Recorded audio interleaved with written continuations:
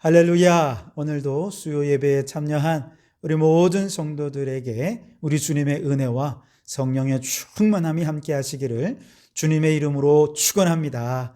이 시간 우리 믿음의 영웅들 계속해서 살펴가고 있는데요. 오늘은 9번째 시간으로 요셉에 대해 생각해 보도록 하겠습니다. 히브리서 11장 22절 말씀입니다. 제가 봉독해 드리겠습니다.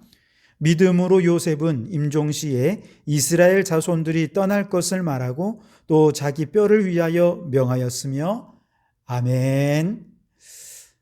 오늘도 이 말씀을 통해 우리에게 주시는 하나님의 음성을 듣게 되기를 바랍니다.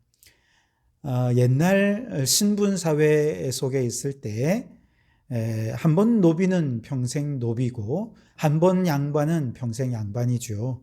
그래서 아무리 능력이 있고 재능이 있어도 노비는 그 능력을 제대로 인정받을 수가 없었습니다. 그러다가 이제 신분사회가 무너지고 능력 위주의 사회로 변화되면서 사람들이 개천에서 용이 나듯 열심히 공부하고 열심히 일해서 능력을 인정받기만 하면 누구라도 주류 사회에 편입될 수 있는 그런 분위기가 만들어진 것이죠. 그래서 사람들은 신분사회에서 능력사회로 이동하게 된 것을 참으로 공평한 일이다라고 생각을 했었습니다. 자, 그런데 오늘날 능력 위주의 사회에서 살다 보니 또 그것도 공평한 게 아니에요. 왜냐하면 그가 가진 재능은 도대체 어디서 온 것입니까? 타고난 것이잖아요. 부모로부터 물려받은 것입니다. 그러니까 애초부터 능력을 가지고 있다라고 생각하는 것은 다 선천적으로 이미 출발점이 다르다는 것이죠. 어떤 아이는 공부하는 재능이 있고 어떤 아이는 운동하는 재능이 있고 어떤 아이는 음악하는 재능이 있고 어떤 아이는 이도저도 아무런 재능도 발휘하지 못하는 그런 아이들이 있지 않습니까? 그래서 그런 능력 위주의 사회에 있는 아이들은 이제 기본적으로 출발점이 다를 수밖에 없다는 것이죠. 선천적으로요. 그런데 그 아이가 태어나 보니 아무리 능력이 있어도 운동신경이 뛰어나고 능력이 있어도 부모님이 뒤에서 뒷바라지 해주지를 못하고 능력이 없으니 그만 그 꿈을 접어버리는 일들도 얼마나 많이 있습니까? 그러니 선천적인 경쟁에서도 차이가 나는데 이제 태어나서 가정의 형편도 그것도 또한 또 다른 불공정의 원인이 되고 있다는 것이죠. 그래서 사람들은 신분사회에서 능력 위주의 사회로 바뀌면 공정한 사회가 될 거라 생각했는데 그것도 아니었던 것이죠. 오히려 능력 중심으로 살다 보니 몇몇 소수의 능력 있는 사람들이 자신의 능력을 가지고 그 일군 부를 후대에 대물림하는 이런 불평등이 점점 심화되고 있는 것이 오늘 우리가 살고 있는 이 능력 위주의 사회인 것이죠. 그래서 사람들은 이제 능력도 중요하지만 공정한 게 중요하다라고 하면서 공정한 사회를 이루기 위해 제도를 개혁해야 되겠다 이런 얘기를 합니다만 물론 필요하겠습니다만 그러나 제도를 개혁한다고 해서 과연 공정한 사회를 이룰 수 있을까요? 그럴 수 없을 것입니다. 왜냐? 사람들의 그 본성, 다양한 본성들을 담아낼 수 있는 제도는 없기 때문에 그렇죠. 어떤 제도도 인간을 담아내기에는 부족합니다. 그래서 우리 기독교는 이제 신분으로도 살지 말고 능력 위주로도 살지 말고 이제 우리 믿음으로 사는 사회가 되게 하자 그런 얘기를 하는 거예요. 여러분, 믿음이란 무엇입니까? 믿음이란 우리가 가진 모든 자원은 하나님께 비치고 있는 것이다 라고 하는 것을 믿는 것입니다. 즉 오늘 내가 어떤 성취를 이루었다면 내가 능력이 많아서 내가 똑똑하고 내가 지혜가 있고 내가 힘이 있어서 이룬 것이 아니라 가장 근본적으로는 하나님이 내게 이런 지혜와 이런 능력을 주셨기 때문이고 그리고 그 능력을 이룰 수 있도록 여유 있는 가정에 도움이 있었고 그리고 또 우리가 그 모든 것을 이룰 수 있도록 그 이면에 수많은 농부들, 어부들, 상인들, 수많은 사람들이 각자의 자리에서 헌신한 그런 땀방울의 결과로 도움을 받고 서로 도움을 주면서 오늘 내가 작은 성취를 이룰 수 있었다라고 하는 것이죠. 그래서 결코 나 혼자 잘나서 오늘의 이 성취를 이룬 것이 아니라 가깝게는 부모님께 빚을 지고 더 나아가 사회에 빚을 지고 근본적으로는 하나님께 빚주고 있다라고 생각하는 것이 믿음이라는 것이죠. 여러분, 이 믿음으로 생활하는 사람들에게는 기본적인 겸손이 있습니다. 게다가 타인에 대한 존중이 있습니다. 그리고 그렇게 겸손과 존중으로 살아가는 그곳에 하나님의 나라가 이루어지게 되는 것이죠. 최근 한국토지주택공사 직원들의 부동산 투기 의혹 파장이 아주 걷잡을 수 없이 확산되고 있죠. 그 가운데 LH 직원으로 추정되는 어떤 사람이 부러우면 이직하든가라는 취지의 글을 올려서 큰 논란이 되고 있습니다. 그는 이 글에서 어차피 한두 달 지나면 사람들의 기억에서 잊혀질 것이고, 그리고 막 이렇게 난리치면서 검사를 하고 조사를 한다고 하지만 어차피 이미 차명으로 투자했기 때문에 찾아내는 건 몇 사람, 그저 꼬리에 불과한 몇 사람만 찾아낼 것이다.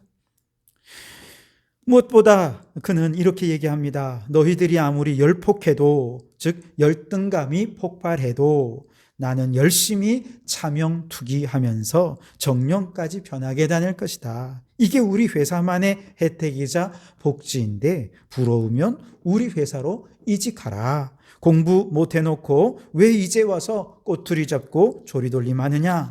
라고 하면서 자신들을 비난하는 사람들을 오히려 그가 비난하고 있어요. 어떻습니까, 여러분? 전형적인 능력 위주의 사회에서 나타나는 교만한 태도가 아니겠습니까?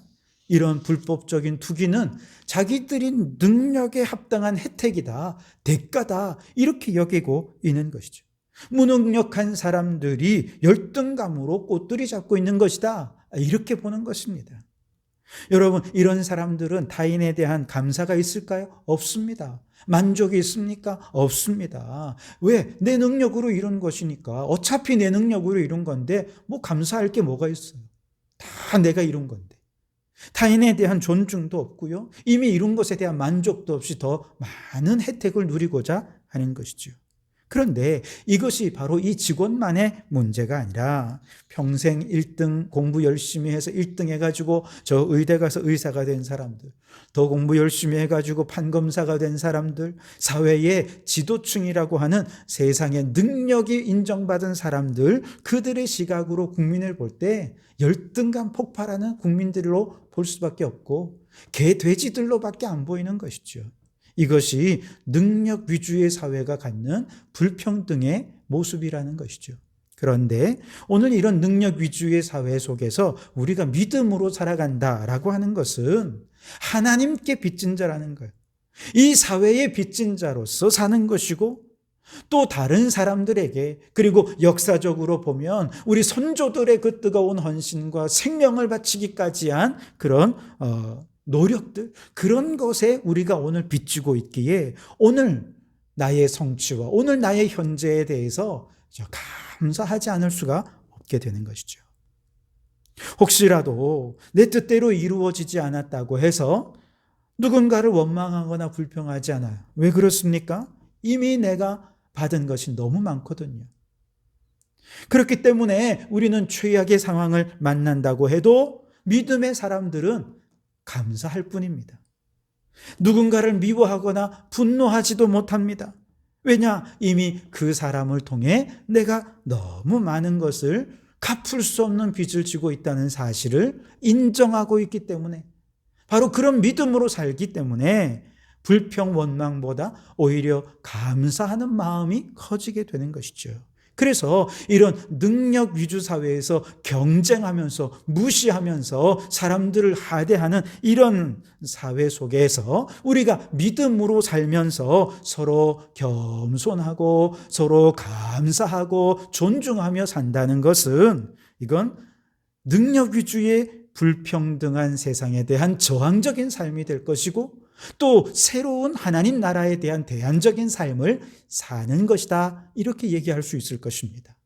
자, 오늘 우리는 믿음의 영웅 가운데서 요셉을 생각해 볼 텐데요. 요셉을 우리가 믿음의 영웅이라 이렇게 얘기할 수 있는 이유가 뭐냐? 그는 어떤 순간에도 불평하거나 원망하지 않았다는 거예요. 우리가 잘 알듯이 그는 형들에게 죽임을 당할 뻔했잖아요. 형들에 의해서 애굽 상인들에게 노예로 팔려가게 되었습니다.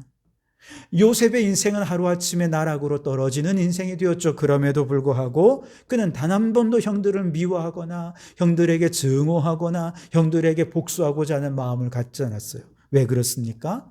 그 마음 속에 이미 나는 빚진 자다라고 하는 믿음이 있었기 때문에 그렇습니다. 먼저는 하나님께 너무 많은 빚을 지고 살았음을 그는 확신하였습니다. 나는 은혜의 빚진 자다, 사랑의 빚진 자다라는 걸 알았어요. 그리고 더 나아가서 나는 우리 형제들, 우리 식구들에게 나는 이미 너무 많은 빚을 지고 있다라고 생각을 했던 것이죠.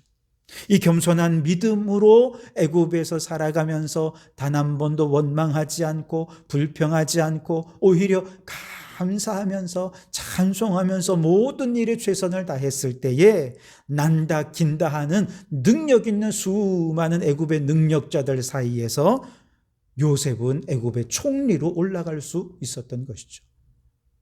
능력으로는 채워줄 수 없는 것이 믿음 안에 있기 때문에 그렇습니다.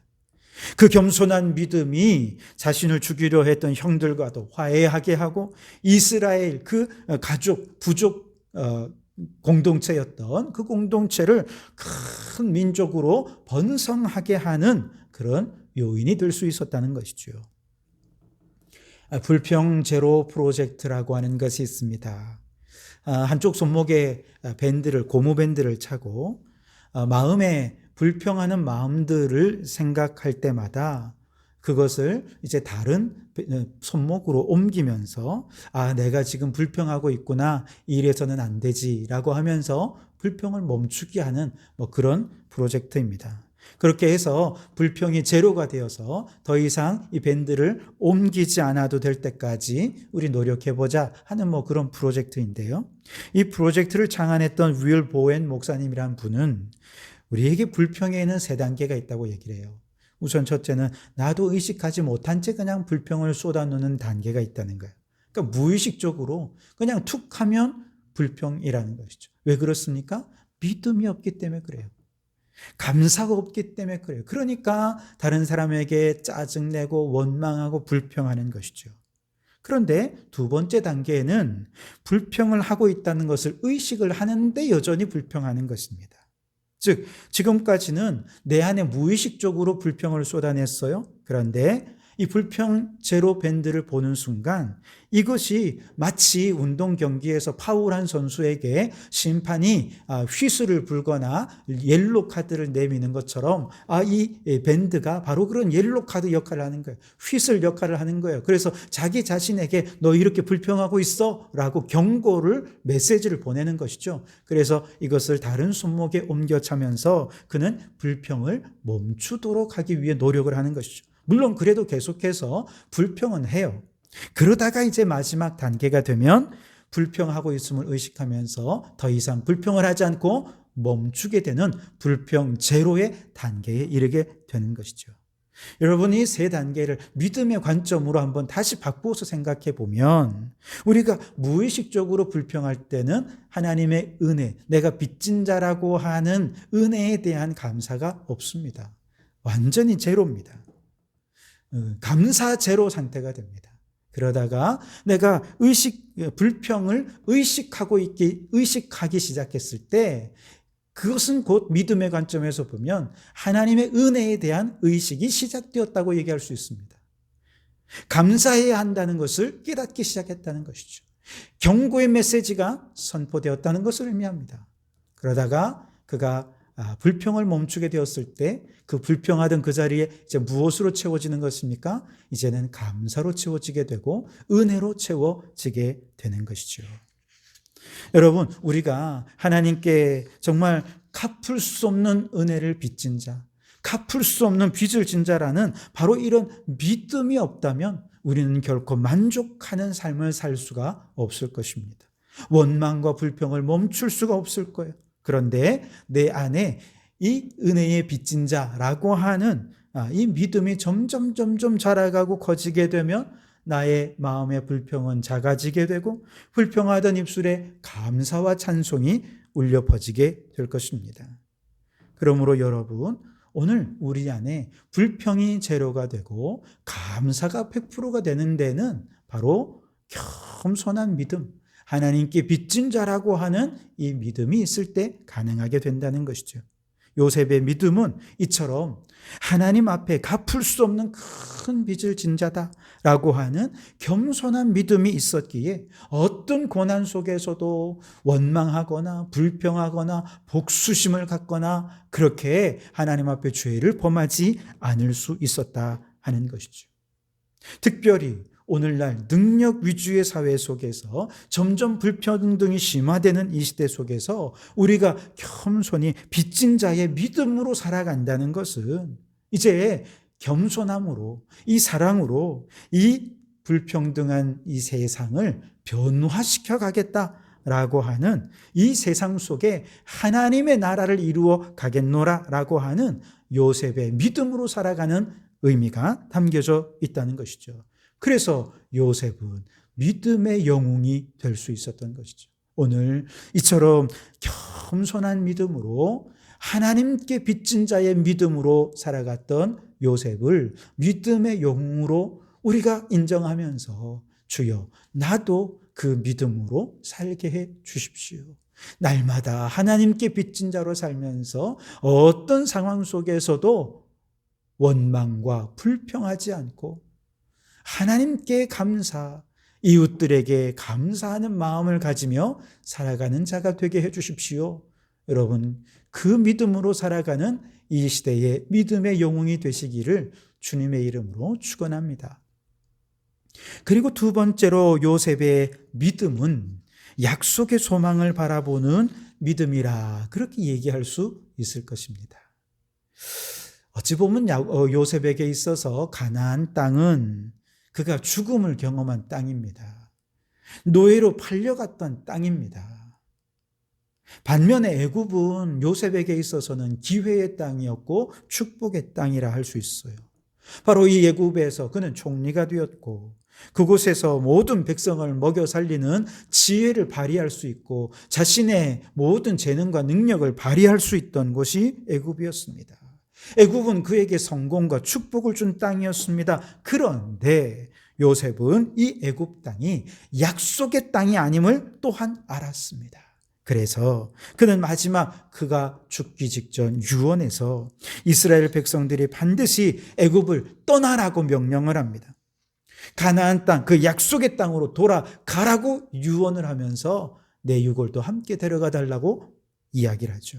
오늘 히브리서 11장 22절 말씀에 믿음으로 요셉은 임종시에 이스라엘 자손들이 떠날 것을 말하고 또 자기 뼈를 위하여 명하였으며 그렇게 말씀하고 있죠. 여러분, 요셉이 왜 이런 유언을 했을까요? 그것은 하나님께서 아브라함에게 이미 주신 약속을 믿었기 때문에 그렇습니다. 창세기 15장 13절 14절에서 하나님께서 아브라함에게 이렇게 약속하셨어요. 여호와께서 아브라함에게 이르시되 너는 반드시 알라 내 자손이 이방에서 객이 되어 그들을 섬기겠고 그들은 400년 동안 내 자손을 괴롭게 하리니 그들이 섬기는 나라를 내가 징벌할지며 그 후에 내 자손이 큰 재물을 이끌고 나오리라. 아멘. 즉 요셉은 하나님께서 아브라함에게 이 백성이 노예가 될 것이고 고난을 400년 동안 당하다가 큰 재물을 가지고 나오게 될 것을 약속하셨고 예언하신 내용을 요셉은 확실히 믿었다는 것이죠. 그래서 그 믿음에 근거해서 요셉은 후손들에게 자신이 죽기 전에 애굽을 반드시 떠나라고 유언을 한 것이죠. 그리고 떠날 때 자신의 유골도 가져가 달라고 유언을 한 것입니다. 창세기 50장 24절 25절입니다. 요셉이 그의 형제들에게 이르되 나는 죽을 것이나 하나님이 당신을 돌보시고 당신들을 이 땅에서 인도하여 내사 아브라함과 이삭과 야곱에게 맹세하신 땅에 이르게 하시리라 하고, 요셉이 또 이스라엘 자손에게 맹세시켜 이르기를 하나님이 반드시 당신들을 돌보시리니 당신들은 여기서 내 해구를 메고 올라가겠다 하라 하였더라. 아멘. 요셉은 이렇게 유언을 남기고 죽은 다음에 총리까지 했으니 큰 피라미드를 무덤으로 해가지고 그 속에 자신의 시신을 안치했을까요? 아니요. 그렇게 하지 않았습니다. 왜냐? 곧 나갈 거기 때문에, 여기에 머무르지 않을 것이기 때문에 그랬어요. 그래서 그는 자신의 시체를 미이라로 만들어서 관 속에 보관을 하며 아마 어떤 한 장소에 안치해 두었지 미이라 속에 그렇게 보관하진 않았을 거예요. 그런데 이처럼 무덤에 넣지 않은 요셉의 이 미이라 상자는 이스라엘 백성들에게 큰 도전과 교훈이 되었을 것입니다. 예를 들어 애굽에서 모든 것이 풍부하고 번영한 환경에 안주하고 싶은 유혹이 있을 때 이 미이라 상자를 보면서 그들은 우리는 이곳에 있어서는 안 돼. 요셉 선조께서 떠나라고 말씀하셨어. 우리에게는 하나님께 받은 약속된 땅이 있잖아. 우리는 이 애굽에서는 영원히 나그네에 불과할 거야 라고 생각하면서 그곳을 떠나려고 생각을 했다는 것이죠. 요셉이 죽은 이후에 요셉을 알지 못하는 새 왕이 일어나서 이스라엘 백성들을 노예로 만들어버리고 엄청난 노동을 시키고 착취를 하면서 공사 감독관들에게 아주 거친 대우를 받으면서 그렇게 온 백성들이 부르짖으며 침울해하고 있을 때 이 백성들이 미이라에 누운 요셉을 생각하면서 틀림없이 이런 생각을 했을 거예요. 아, 요셉 우리 선조께서 떠나라고 할 때 그때 떠났었어야 됐는데, 우리가 나그네로 살아가는 이 애굽에서 영원히 살 수는 없어. 우리는 반드시 이곳을 떠나야 돼 라고 하는 약속의 땅에 대한 의식을 또 생각했을 것입니다. 그리고 하나님의 은혜로 출애굽한 이후에도 거친 광야의 행진을 하던 중에 어려움과 피곤하고 지친 육신으로 절망하려 할 때 이 백성들은 요셉의 미이라 상자를 바라보면서 하나님께서 반드시 우리에게 약속된 땅으로 우리를 인도해 주실 거야 라고 하는 그 소망을 다시금 일깨웠다 하는 것이죠. 오늘 히브리서 11장 22절 다시 한 번 더 읽을게요. 믿음으로 요셉은 임종시에 이스라엘 자손이 떠날 것을 말하고 또 자기 뼈를 위하여 명하였으며 떠나라 내 유골도 갖고 가라. 이 유언은요, 저 약속의 땅 가나안에 대한 믿음이 없이는 결코 남길 수 없는 유언이었습니다. 오늘날 우리 성도들에게도 이와 같이 저 천국에 대한 믿음을 일깨워 주거나 혹은 식어가는 우리의 신앙의 열정을 되살려주고 도전을 줄 만한 요셉의 미이라 상자, 유골함 같은 눈에 보이는 어떤 역사적인 상징물이 있다면 아마 우리도 그것을 눈으로 보면서 맞아 죄 많은 이 세상은 내 집 아니야. 우리는 저 영원한 천국이 약속된 땅이고 우리는 저 천국을 향해 나아가는 순례자요 나그네에 불과해. 아마 그렇게 생각하면서 현실에 안주하려는 생각을 내려놓게 될 것이고 세상에서 당하는 고난과 핍박의 순간에도 낙심하지 않고 믿음으로 전진해 갈 수 있게 될 것입니다. 그런데 오늘 우리에게는 요셉의 미이라 상자가 없잖아요. 눈에 보이는 아무것도 없잖아요. 그런데 우리에게는 요셉의 미이라 상자보다 더 좋은 것이 있습니다. 그것이 뭐냐? 바로 예수 그리스도의 부활하신 빈 무덤이라는 것입니다. 더 이상 예수님께서 그곳에 머물지 않는 예수님의 빈 무덤은 예수님이 우리를 위하여 죽으시고 부활하셔서 저 천국 영생의 소망을 허락해 주신 매우 중요한 증거죠. 그리고 예수님의 빈 무덤은 이 세상의 평안과 안락함에 빠져서 천국에 대한 소망을 잃어가는 성도들에게 우리의 진정한 본향은 이 세상이 아니라 저 영원한 천국임을 말씀해 주는 것이고 우리 저 영원한 천국에서 다시금 부활할 그날까지 이곳 나그네 생활, 순례자의 생활을 믿음으로 살아갑시다 라고 도전해 주는 것이 된다는 것이죠.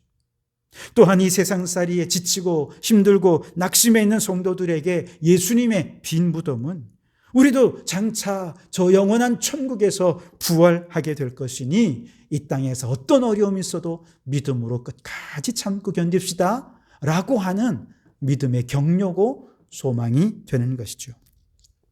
여러분, 요셉의 마지막 유언은 하나님의 영원한 나라에 대한 약속을 확신하면서 순례자의 길, 이 나그네의 길을 끝까지 승리하라라고 하는 유언이었습니다. 마찬가지로 예수님의 빈 무덤도 천국 영생에 대한 약속을 확신하며 순례자의 길을 끝까지 걷도록 도전하는 우리 주님의 믿음을 지키도록 행하시는 메시지라는 것이죠. 여러분, 가톨릭의 십자가에는 예수님이 아직도 십자가에 달려 있습니다.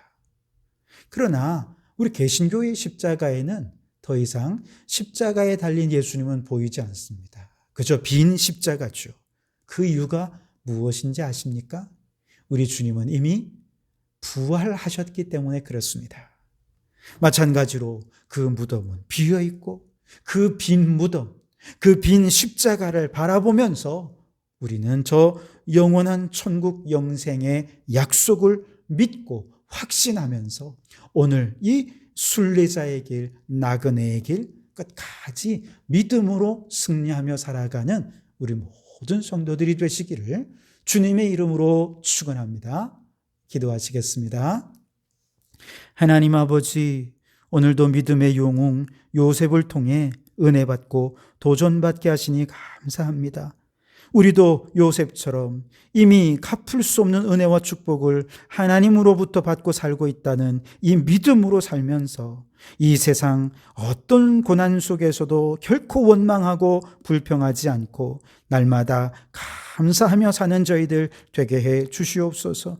능력 위주의 불평등한 사회에서 원망과 불평하며 사는 것이 아니라 믿음으로 대안적인 삶을 살며 사랑으로 이 세상을 변화시켜가는 저희들 되게 해 주시옵소서. 주님, 우리에게는 요셉의 유고란은 없으나 예수님의 빈 무덤, 빈 십자가가 있습니다. 이를 바라보며 우리는 순례자여 나그네로서 저희 천국을 소망하며 살아가는 소망의 사람들, 믿음의 사람들이 되게 해 주시옵소서. 예수님 이름으로 기도하옵나이다. 아멘.